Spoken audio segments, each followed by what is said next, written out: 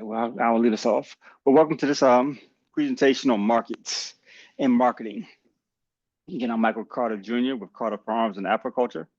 One thing we try to do is grow markets. And I think in this time, this political and social time, for farmers, markets and marketing are going to be super critical for all of us. There's a few housekeeping notes. We'll have a questionnaire link in the chat if you could kindly fill that out.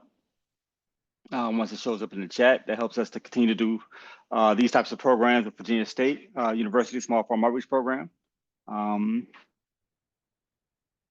If you're not talking, we ask that you be on mute just so we can hear the presenters well. We'll have 3 different presenters to kind of talk about different aspects of marketing and finding markets for your operation. Amanda from 4P Foods and Les from Dreaming Out Loud, both are regional food distributors that work with small farmers and help them scale up from small farmers to more commercialized market farmers. And I'm gonna start my little presentation here, and then we'll move over to Mr. Lester and then over to Amanda. Just give me a moment as I share my screen.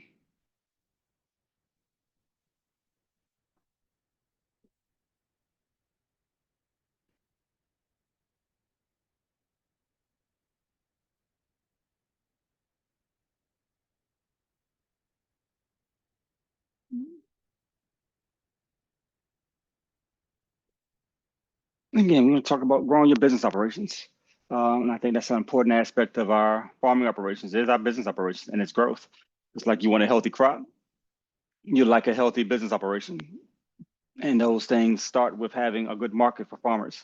And markets can be different, variable. People have different definitions of markets and marketing and what that looks like, how it works. I'm going to talk through some of those areas today. One of the things we do at Carter Farms is we grow farmers. We grow farmers by trying to grow as many markets as possible. So that's my uncle who's 94, and that's my son who's 10. So we can start them young, we can start them old. But we're going to continue to help grow these markets and ultimately growing these farmers. One of the things, how we grow our markets at Carter Farms in terms of just making ourselves more appealing to the larger market is growing ethnic crops. These are crops usually not grown traditionally in the United States that are not traditional specialty crops. But we have a large population of residents and citizens in America that originally wasn't born here and don't live, culturally don't come from here, but they still enjoy the foods from their home. So being able to grow produce that they appreciate, value, love, support, and we're willing to spend money on is a great market for farmers that I've found. And we try to, and usually during our growing season, they grow extremely well, especially the produce, where between, let's say, May and October, it's a solid growing season for a lot of these vegetables because of the climate here in Virginia, it being hot and warm. And these are just some of them. And when I mentioned like these crops here, when you're growing those, these are kind of your lead-in crops, not necessarily your main crops, but kind of to get you in the door. Ginger, turmeric, bitter melon, maybe fonio, bombaro beans, mint potatoes, and various other crops that you can grow to get your foot in the door, to kind of make you stand out and stand apart from other vendors.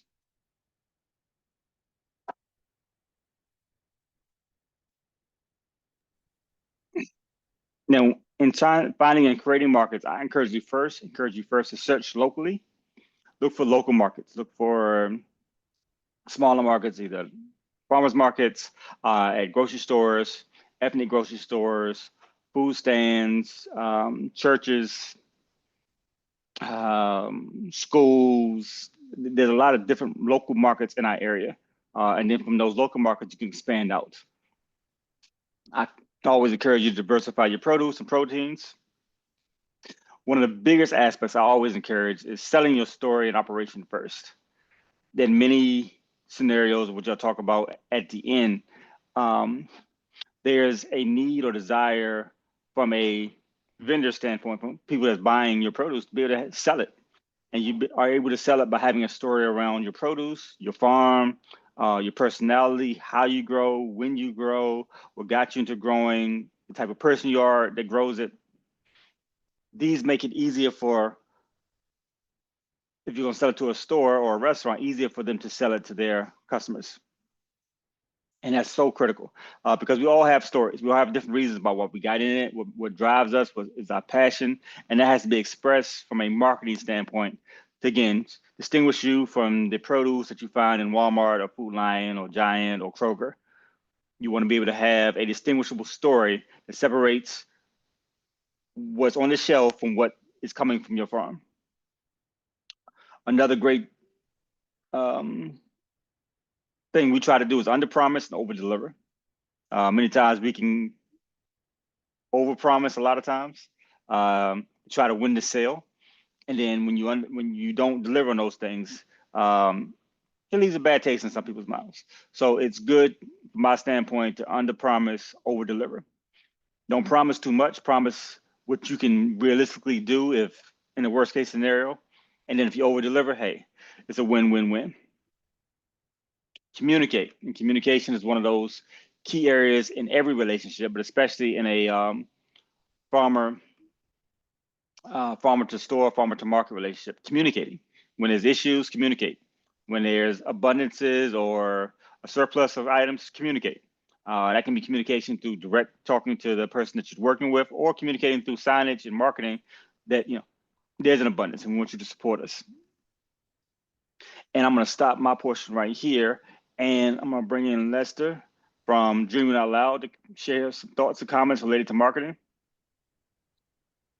Hey, all. Welcome again. My name is Lester Franklin with Dreaming Out Loud. I'm the wholesale procurement manager with the team. As Michael was saying, once you focus on your markets and you get your foot in the door, the next thing that these institutions will ask you for are your case standards. I'm pretty sure Amanda could testify to this. I myself could. As a larger distributor, we are not going to ask you for one single bunch or 1 pound of a given item. So when you understand what you guys are going to charge by the pound, then create a case size for that. Most cases come in corrugated boxes or wax boxes, depending on what the item is. Their USDA has a minimum. While it is widely used, it's not necessarily mandatory. So I would say create a case standard for yourself and a sell sheet and stick to it. If I could give you an example, things like potatoes can come in 50 or 40 pound cases. Bunches come to 12 to 24. Not sure why we use even numbers and not odd numbers, but that's just honestly what's going on there. In my experience, the 1 1/9 bushel boxes, depending on how big your bunches are, will fit about 12 bunches of a given item. Leafy green, I should say. I do believe when you step into these markets, once you get your conversation going, know what you want to sell. One of my biggest and hardest things I come across with working with small farmers is them not having a case size. We like to operate through availability lists. You would tell me communication is big key, like Michael Carter said. So once you let me know what you have, I want to place it on my availability list to sell it for you. I cannot sell to larger institutions, again, at one bunch, 1 pound or so. They want to know what they can get in total. So that is a big thing to focus on and stick to. Another part of your case standards would be knowing what you can produce. Like Mr. Carter said, under promise, oversell. Not sure if you put it right. Not sure if I put it the right way, but Close definitely, enough. definitely under promise. One of the biggest issues I've come across is one, if the communication wasn't there, then you get to the point where we're expecting the produce, and then the produce itself is not there as well, or it's less than what we expected. That is one of the most disheartening things in the world, and it will shut you out of a market. Which is, we don't want to do that. We definitely never want to do that. Understand also what your customer is looking for. So if you're trying to sell to an institution that requires you to be GAP certified, you should know that ahead of time. If you're trying to sell to an institution that requires you to be organically certified, you should know that ahead of time. It's nice to get your foot in the door and try to work with certain people, but know the customer as well. Do your research. A lot of people have websites, so it's easy to come across. And if not, just reach out to someone on their team and have a conversation. What's a few other things I can cover for you guys for case standards? Those are mostly it, man. Just be prepared. That's all I can really say. I wish I had my slides ready for you. I'm sorry, this kind of popped up in my lap last minute. But I'm not, not upset about that.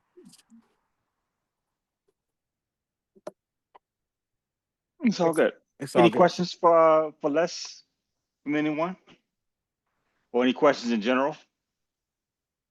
How would we get in contact with Les if we wanted to participate with his business? You can always email me. I'm pretty sure Mr. Carter has the Email. information for today, so I can give. He has my email already. So when you have your attendance for today, feel free to send me the list of emails, and I can do a blast email. And I can actually send you some slides that I do have, just not with me today. And where is Dreaming Out Loud? I'm We in. are located in Washington, D.C. We just started a new location on the southeast side of the city, Mhm. on Marionberry Avenue, right in the heart of Southeast. Okay. Most of our markets are in Washington, D.C. We also partner with 4P as well in processing. Okay. And I guess the other question, by you being in Washington, DC, I retired from there.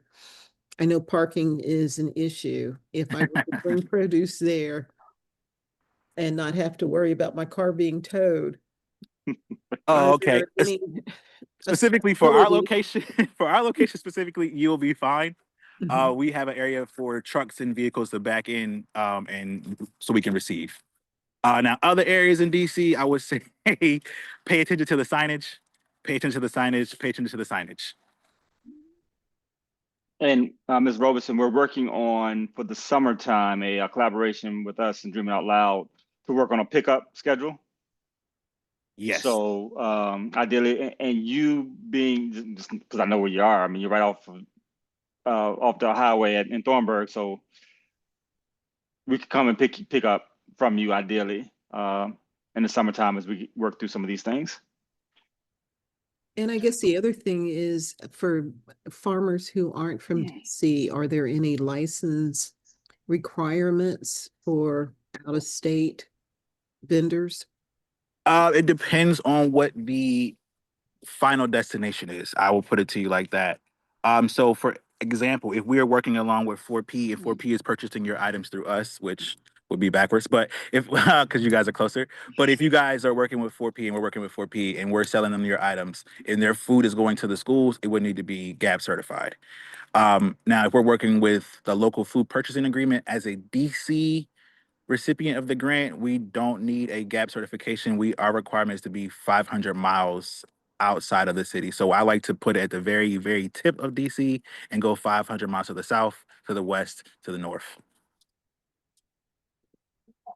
Thank you. No problem, ma'am.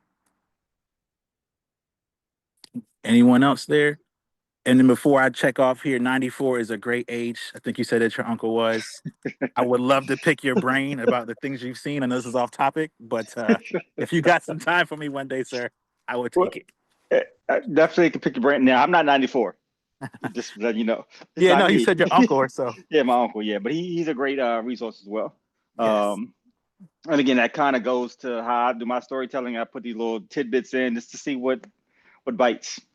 Before I was a vegan, I was a fisherman. You Ah. always throw out, bait to see what would bite. So you never know what's going to appeal to a vendor in a story. So I put out a lot of different things that may appeal. Um, and that way, when you get that extra comment about that, and you gotta, now Les wants to come out of farm, and hopefully I can get a $16 million order from him. Les, maybe. We'll work on it. We'll work on it. Also, guys, before I get off of here, before I put myself back on mute, I forgot to mention if you don't have yourself a sell sheet, create yourself an availability list. If you need help with it, there's plenty of TA technical assistance out here for people to give you the time to help it out, and set you up for you to be able to create your own blast emails. And all you have to do is just update it as your harvests are prepared. And that's one of the biggest things. If you're not one to talk a lot on the phone or send a bunch of emails, that availability sheet is what's going to help others keep up with what you have going on and place orders with you. On that sell sheet, prices, of course, are a big thing. Delivery minimums, if you require a dollar amount or a weight amount for someone to receive a delivery from you. If you can't deliver, pickup days, what days are best to get to your farm, and what times. We don't want to come, when you're not there, or, you might have stepped to the market or something like that. It might be a market day. We want to catch you and be on time. That's one of the biggest things working with small farms as well. I know a lot of you guys do not have transportation, cold stores, cold chain transportation. So if you need that help, it is out there. It is definitely out there. Very good.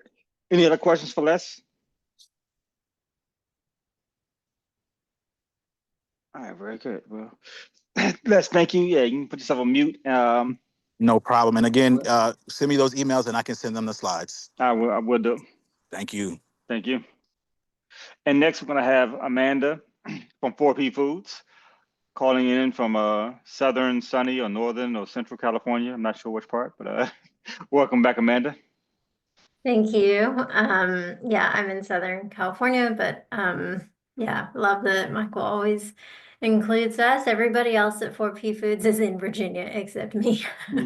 All right, so I'm going to try to share my slideshow, but really Les and Michael have already pretty much covered everything I had in here. So we'll see if this isn't too redundant. Okay, hopefully all y'all can see this. All right.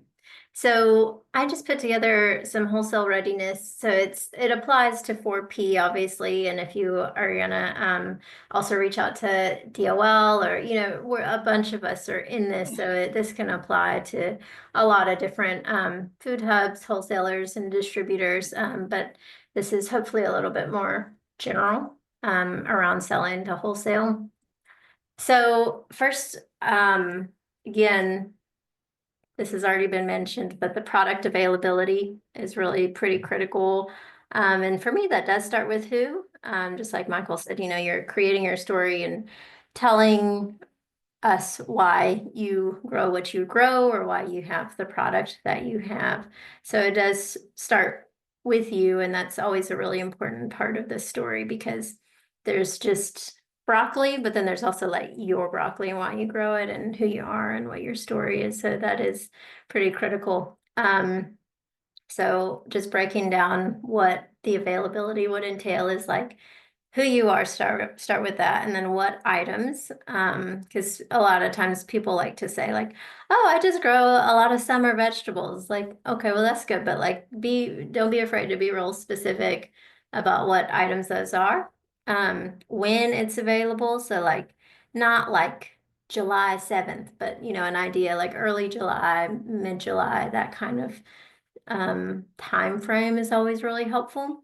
And then, like Les mentioned, has been a good deal talking about is the packaging, because that is very important, and that can be a big step for if you've already done a lot of like farmers markets, or you're selling at your farm stall, or you're selling direct to other customers and end users. The case packs can be a little bit tricky when you get to wholesale, and that's just because there needs to be like some uniformity.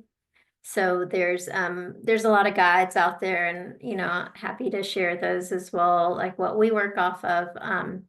But having a consistent package for your item is really important, and that'll vary depending on if you're doing bins of watermelon or cases of a leafy green that comes in those bunches that were mentioned. So that always is just like a little bit of research, and there's a lot of resources out there, and then you can kind of have a nicely consistently packaged item. How much is available is something that's useful for buyers to know as well. Just like, do you have a ton of it, or do you have like a little bit? Are you going to have a couple cases, or is this like we could get pallets? So it's always good to give an idea of about what kind of volume you think you'll have. And then, of course, how much it will cost. It's always an important question. Then I added supply demand just because it's always, everyone should grow whatever they want to grow. And then it just depends on finding someone who has the demand for what you are trying to supply. But I think there's a lot of need across the board for like local items. And it's possible to get more specific about which particular items, but if you're growing it well and it's high quality and it's local, I do think you can usually find someone to buy it. Any questions before I keep going? Okay. Wanted to talk a little bit about food safety and growing practices. This was also mentioned already. GAP certification is very important for certain accounts who require that. So that's usually a lot of institutions who require GAP, and GAP, again, there's a lot of resources around people out there to assist you with getting GAP, but it is a commitment on your end as a grower to obtain the certification, and then you would update it like annually. So there's an inspection involved, and there's a lot of logs and sort of record keeping involved as well. So it's very doable. Lots of people do it, but it's definitely an investment of time and resources. So GAP, I think, is a really good fit whenever you're very sure you're ready for wholesale, and that's gonna become really invaluable to have that certification. There are other third-party certs out there. GAP is probably the more widely accepted one. Yeah, then if you're growing, so GAP applies to produce. So USDA inspected processing would apply if you had proteins. So if you were growing maybe beef cattle for beef, you would want that to be processed at a USDA inspected processing plant in order to sell it to other wholesalers and distributors.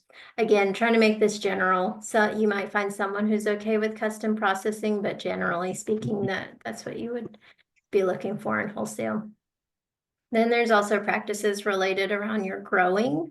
So that would be like certified organic, certified naturally grown, programs like that.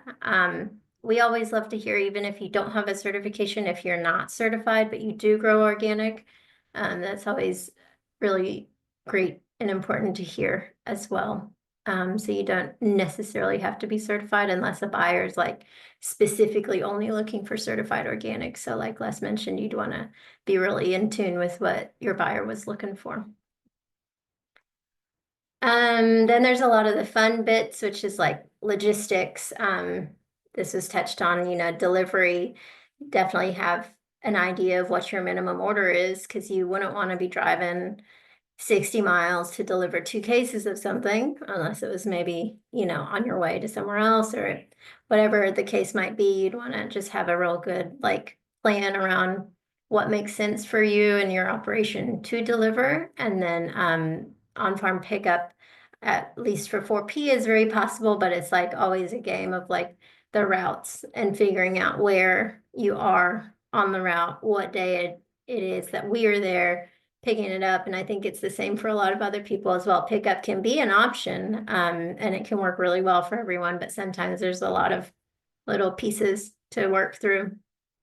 So have an idea about what's the minimum order you want to put together in order to, fill an order, based on your costs and things like that.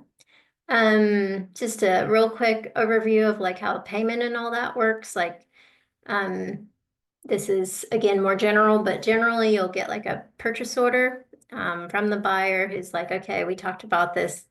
We're gonna buy your carrots, and this is on the purchase order. You receive it, and that's kind of, the orders based on that. Then once the delivery or the pickup has happened, you send your invoice. A physical invoice with the product is always good. Sometimes in addition to like a digital invoice now, like an email one. Or if you have like a QuickBooks accounting system that sends it automatically, lots of people do that too. And then understand what the buyer's payment terms are, because usually it's not cash on delivery. It'll be like net 15 or something like that, for when they'll pay you.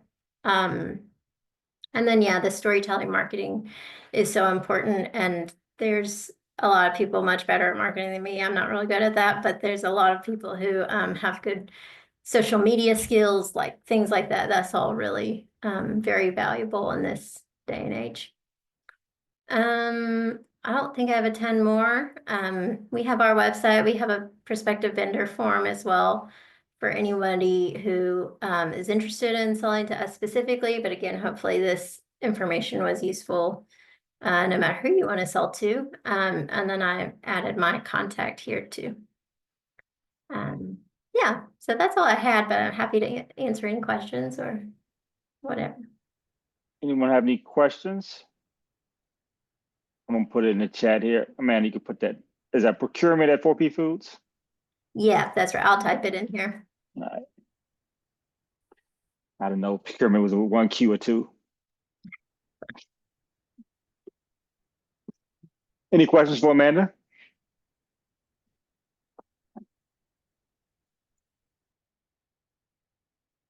You're such a talkative bunch.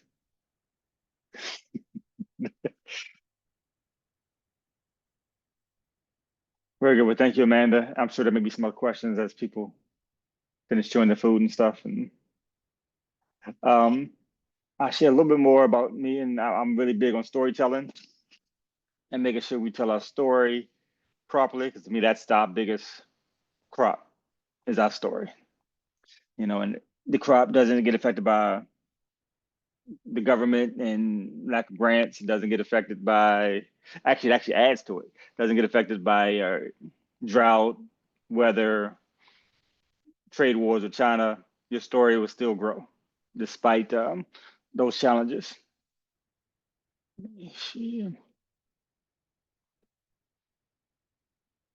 And so, in telling that story, if you want someone to remember your message, especially on your farm or in a presentation, in an article, then tell them a story. And that's always, kind of what I've always done with my farm and my farming operation, is always tell my story. And my story has opened up way more doors than my produce probably ever will. My story has provided me opportunities that I can only fathom, because I always present my story first. I'm kind of a story cultivator. I've cultivated my story over years to make sure that it's appealing to the masses, or at least to myself, and that seems to appeal to the masses. And as I like to say, stories are like blank holes or opinions. Everyone has one. But unlike all opinions, all Black farmers and all farmers in general should share their stories. We should always, especially around the days of social media, everybody kind of shares their opinions. But we gotta, as farmers, we gotta make sure we're sharing and selling our stories, cultivating it, and it always appeals. It always amazes me on social media when I see people in their gardens or in the backyard, and they're going through their processes of their day, and they have 250,000 views because they're taking the time to tell their story. And for many farmers who haven't done that, they don't see the appeal. They do it at a massive scale. They have a great story. They just don't sell it. They don't tell it, and therefore they don't get the views, the attention, the media, potentially the sales they need to grow their operation. And generally, as I stated earlier, your story is the most profitable but least cultivated crop that you have. The more you cultivate it, the more your business will grow. Cultivating that story is critical. And these are some of the you got to decide, what story do you want to tell?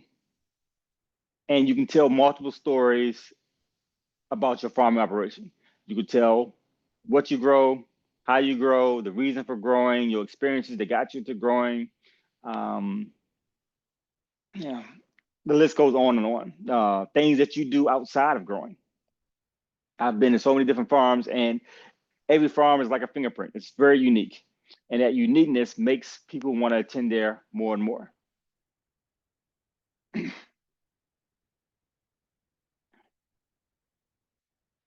And these are 5 steps to kind of walk through your story building process to make yourself more marketable. Understand your brand and audience. Most importantly, speak with an authentic voice. Speak with who you are. You know, if you got to stutter, keep stuttering. You know, if you know you speak in a certain, you know, a southern swing or an urban vernacular, stick to that. Don't change it up for anyone. But be authentic, because people respond to authentic. Customers respond to authentic. Your client base is going to respond to authentic. Restaurants will respond to authentic. They can sell a story around being authentic. If you come off as not authentic, it's not going to always work well, because people are going to think that you're a sham and not the real thing. And your authenticity kind of paves the way for you to make people want to work with you, to come to your farm, to buy produce from you or proteins from you. Get your facts straight. You know, your 5 W's: the who, what, when, where, how. I don't know how it made it in there, but how and why. I'm sorry, why and how. But these are all areas in which, you know, you got to hone in. But the thing about the facts is you create the facts. You know, you're going to have the story related to who. That's going to be you or your. For me, I'm a 5th generation farmer. I was able to go to the, you know, and I say even 11th generation farmer, just going through my ancestry and seeing in all the census records that my ancestors were listed as farmers. I mean, some of them being enslaved. I can go back 11 generations. That makes me an 11th generation farmer in America, which factually is accurate, and I can, you know, I can prove it. But it's also a good way to appeal, because you don't hear that often. The who, what, when, where, why, and the why is always critical. I've been to so many veterans farms who tell the stories of their military experiences and how that's been how the farm either saved them. You ever hear a guy named John Jackson down in Georgia? He talks about how he almost committed suicide, and coming from that to start a farm and found the farm as being his place of peace and solace. That's a tremendous story. It grabs your attention and it makes you want to buy whatever he's selling.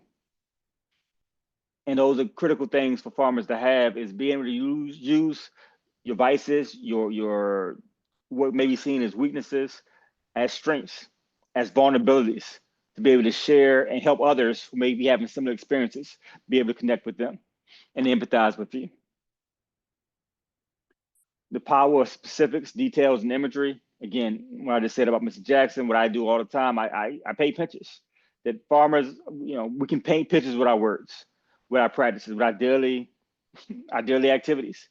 With you know, if you're going to harvest or collect eggs, if you're going to weed, these are all pictures that you can paint and tell a story around. Show, don't tell. Show what you're doing. Show how you're doing it. You know, when all is said and done, I want more done than said. And most farmers I know are very particular about making sure things get done. They ain't as particular about things being talked about. And in this case, it's the same scenario. We want to make sure we're constantly showing what we can do. And again, this is part of that under promising, over delivering. You know, if you say that you're going to deliver this amount or have this amount, have it. Show them. Don't just tell them, show them. And if you're going to, you know, things may not work out where you can't make that specific thing that you said, because, you know, things happen on the farm, communicate. Show that you're also trustworthy and a communicator, to make sure that your client is not caught off guard by what happened on your farm, that you're just considerate about their time and with the expectations as you are about making sure that they're clear about you know, the quality of your produce. And 5, know the end at the beginning. That being, know where you want to go. You know, we're in the beginning of the season now. We should have a good idea about what we want to happen, what we want to see have happened by October, by November. How many stores would you like to be in? How many markets would you like to have? How many opportunities in terms, how much income or revenue would you have needed? Helps you to plan out, helps you to communicate with your vendor, your client, in terms of what they can expect. Again, painting that picture. Okay, you know, we're gonna have a sweet potato harvest in September. We're gonna have 1,500 bushels. You know, and 1,500 bushels may be the low end, and help that client prepare for that and help to build that story around that. Know the end at the beginning and work toward that end. And these are some other market options. I know 4P is definitely a great outlet, as well as Dreaming Out Loud. Locally, there's other African grocery stores, Latino, Hispanic grocery stores, Asian markets, farmers markets, various restaurants, African restaurants, Asian restaurants, Latino restaurants, American restaurants that are looking for local produce. Here, where I'm at in Orange County, Virginia, we have a lot of local restaurants that do localized produce. They can feature in a menu. They can tell a story around it. All it takes is a little bit of communication. And it ain't gotta be nothing special. It can be some cucumbers. It can be some tomatoes. That their garden salad is going to feature some cucumbers that were grown 20 minutes away. It allows them to tell that story. It allows them to value what you have and be an active part of the community.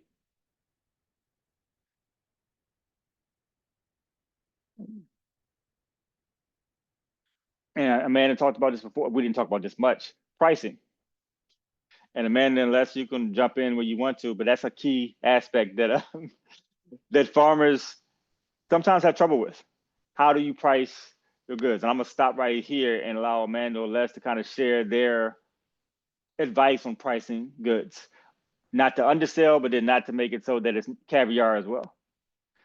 But then also understanding some of the market realities of people paying $12 to $18 for a dozen of eggs. Where I used to have trouble trying to sell some of my fellow farmers eggs for $6 a dozen 3 or 4 years ago. That was considered high. And now $6 to $7 is the norm. So Amanda or Les, do you all want to share anything about pricing and how that works for you all? How do you encourage farmers to work with pricing? Yeah, I can hop in if is that okay? Yeah, go ahead. Guys, what I would say, especially for small farmers, one of the most valuable things you can do when it comes to getting your prices down low is to work with other farmers. Create yourself an alliance or a co-op, even if it's not in paper. Work together. That way you can hit that larger total and be able to command the price. If you guys are working together, there isn't any competition. If that makes any sense. I mean, there's always going to be competition, but you guys are in a given region working together and creating like a co-op, like I said, will be the best way to keep your prices competitive compared to some of these larger farms. That's my 2 cents. And if Amanda, if you want to hop in there, please do. Yeah, I think that's a great suggestion. Combining forces is really like a good way to combat that because it's a volume game. So the bigger farms who do have a lot more volume are just able to be a lot more competitive with their prices. So the more you're able to do that, if you're trying to grow a commodity that's one of those really common ones, that can be very helpful. And I think it's also about just really consistent quality. If you're looking at your price and trying to figure it out, like a high quality item can demand a high price, but you also have to get people to buy it. So a little bit of realism and then maintaining that quality is really critical. Because if you're very consistent and you can always provide this item, but you can't get someone to buy it, then you need something's got to give a little bit. So I think just keeping that balance and being willing to negotiate, but not like, if somebody doesn't want to pay enough and it's just genuinely not going to work for you, you find someone else. So I think start with knowing what your price needs to be, like what your floor is, and then try to kind of work from there. But it's got to work for you because if it's not going to make you any money, then that's not very sustainable. So start there and see how that works, see where you're at with the rest of the market, see where you land, and then see what you need to adjust from there, I'd say. Absolutely. And I think there's pricing is tricky. And I think that's great advice in terms of setting a floor for your product. And one of the reasons why I think I probably have Lester on as well as Amanda, their markets are much more northern and in urban areas as opposed to rural areas, which usually commands a better farm price or produce price for those products because the cost of living in those areas are higher, more expensive, and therefore the expectation is we're going to pay a little bit more for these things. So location is critical as well. where you're selling it. And I definitely agree, Amanda, in terms of making sure, if it's not no one wants to pay that price or they want to pay that price, don't sell it. Stick to your guns. As farmers, I mean, this is our blood, sweat, and tears. In many cases, the hours that we put in before we harvest, maybe 3 or 4 or 5, 8 weeks of work. And maybe, if you put that into a $20 an hour shift, you may have put in 50 hours already. How do you recoup that? And putting a greater value on your labor and translating that into your produce. And that can be a challenge at times. A lot of times, I know for myself and for a few farmers that I know, we rarely factor in our labor and costs. We may get the seeds, the any inputs that you put on it. We may have those costs worked in, but we rarely have, especially if it's our own labor, we rarely add that in. If it's outside labor, we'll probably add that into the cost of the product. And these are things you just have to consider when you're trying to market it to get a good price or to get a fair price for you and your operation. Also, was stated you may have to negotiate, and sometimes that can be hard for farmers in a sense of you're not used to having to go back and forth. But that's the nature of the business. If you're not getting the price that you want, then give them a counter offer. And if you need any assistance, I know I watch like Pawn Stars sometimes at night. I think Thursday nights. I'm probably gonna watch it tonight. And you see them going back and forth over the prices. And that's kind of what you got to do. You got to finagle. You got to say, I can't go any lower than this, and work with those markets to make that happen. Any questions from the audience around pricing? Ooh, also consider having multiple prices. Multiple prices, yep. Yeah, have a price for a certain amount of poundage.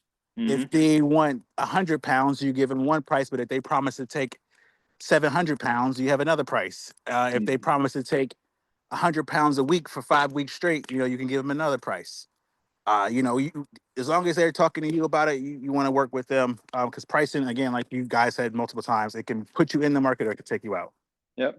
Yeah. So having variable pricing. So if you have quantity discounts or volume discounts, that's definitely an advantage. And I can guarantee a sell through for you as the farmer, and also help you with getting a fair price for both sides.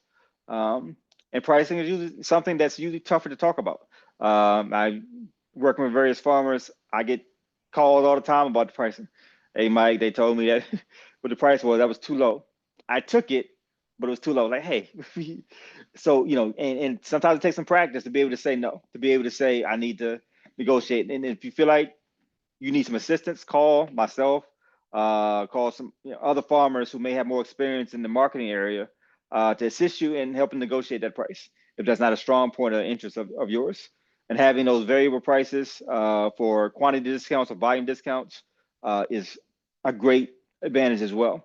That way you can definitely be assured that, okay, I got those 700 pounds of sweet potatoes or those 1,300 cartons of cucumbers sold, maybe not the premium price, but I sold my volume. I'm still be able to make a profit from it. Any other questions around pricing? Or any questions around pricing, rather?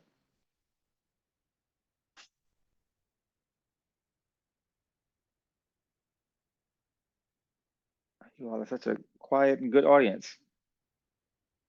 Well, I think that's all I have related to market opportunities and market options.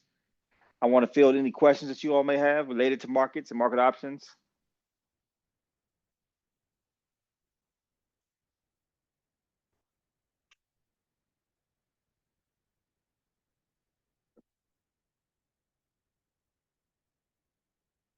Thank you, Mr. Brown.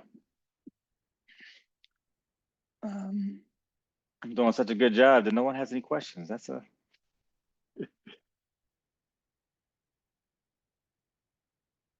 Oh, and Ms. Robertson said be sure to factor in transportation costs also and your salary costs. Absolutely. I think that's a critical aspect. The transportation as well, because gas hasn't gotten any cheaper over the last couple of years. And the survey. Thank you. Thank you, Ms. Robertson. Yeah, so don't take a moment to fill out the survey that's in the chat. That helps us to keep our programming growing with Virginia State University Small Farm Outreach Program. Allows them to gauge how effective and informative these programs are to make sure that you are getting what you need. Most of these programs are funded through various grants from the federal and state government. And especially in these times, we want to make sure that it shows forth that you all are appreciating these workshops, these services that are provided to help small farmers throughout the state. So please take a moment to fill out this survey in the chat. Thank you, Ms. Robertson. Also, Mark, the survey is for the field day. I don't think it's specific to this presentation. Oh, okay. Hang on 1 second. I might have hit the wrong thing. I'm watching my daughter on the playground, but let me go. Thank you, Ms. Robertson. I might have sent the wrong one. Hang on. Just got to get back to my computer real quick.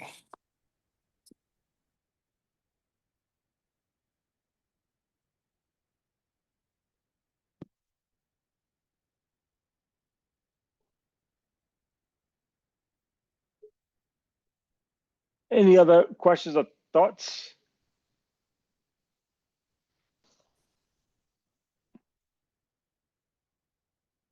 I know there's one.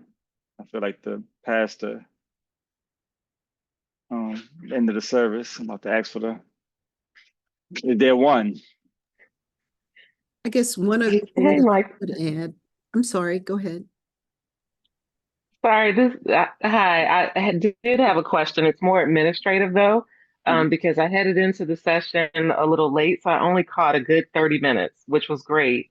But I'm hoping to catch up on what else I missed. So was wondering if you all would be able to share like a link for the recorded version of the session and maybe the Yeah. PowerPoint that you were using. Okay. Yeah, Mark should be able to handle that. I'm not sure if 4P can share that PowerPoint. That I can share mine. Okay. So Amanda says yes as well. I think it's kind of basic, so we can put that together for you in a PDF and have it sent out through Okay. VSU. Or just, if you don't get it through VSU, just DM me or Okay. email me and I'll send you a copy of it. Can do. Thank you so much. No problem. How's it in Delaware? In Virginia? In Virginia, Richmond. sorry. Richmond, sorry. It's all good. Miss Thanks for Kim. asking. And And good to see you. how's your husband? He's doing well. He's Good, good. doing well. We spent most of the day in out in the garden. So yeah. I lost track of time and headed in here late, but I was glad to catch a little bit of it and good to see you. Thank you all Likewise, for what you likewise. shared. No problem. And this would be good for Miss Nina as well. Absolutely. Yeah. I'll share it. Mr. Brown? Okay, hang on. I got the right link, but it's not letting me paste it now. Trying again. Mr. Brown, you have your hand up? Yeah, I just wanted to again thank you for all this great information. I love these sessions. We won't really be farming until 2026. We're moving actually to Mechanicsville from Chicago. So we're looking forward to the weather shift. We're looking forward to really starting to try to do some farming on the farm. It's been in my wife's family since the 30s. And I just want to let you know that my career has been in marketing. I've done a lot of different branding and positioning work with different organizations, different products, what have you.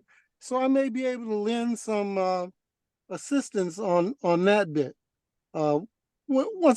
Eventually, we may want to do just a branding specific, and I could really get into the ideas behind positioning and setting up how people think of your organization and the steps you have to take to deliver on that. But you did a great job. I mean, I appreciate everything, and I'm excited. I can't wait.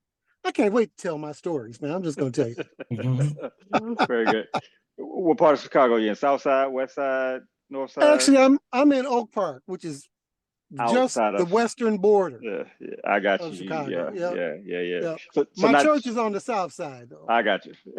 Very good.